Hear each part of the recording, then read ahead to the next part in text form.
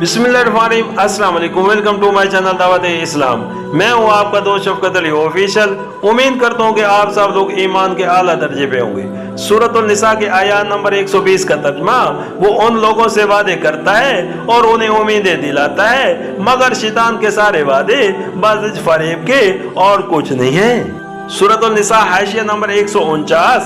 शैतान का सारा कारोबारी वादों और उम्मीदों के बल पर चलता है। वो इंसान को इनफरादी तौर पर या इज्तिमाई तौर पर जब किसी गलत रास्ते की तरफ ले जाना चाहता है तो उसके आगे एक सबज बाग पेश कर देता है।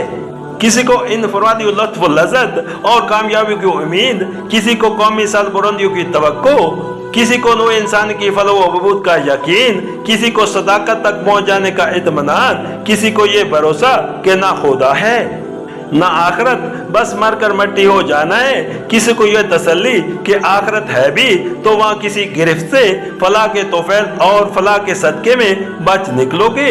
गर जो जिस वादे और जिस तवक्को से फरेब खा सकता है उसके सामने वही पेश करता है और फंसा लेता है। सूरतुल निसा की आयत नंबर 121 का तर्जमा उन लोगों का ठिकाना जहन्नम है जिससे खुलासे की कोई सूरत ये ना पाएंगे। सूरतुल निसा की आयत नंबर 122 का तर्जमा रहे वो लोग जो ईमान ले आए और नेक अमल करें तो उन्हें हम ऐसे बागों में दाखिल करेंगे जिनके नीचे नहरें बहती होंगी और वो वहाँ हमेशा हमेशा रहेंगे। ये अल्लाह का सच्चा वादा है और अल्लाह से बढ़कर कौन अपनी बात में सच्चा होगा।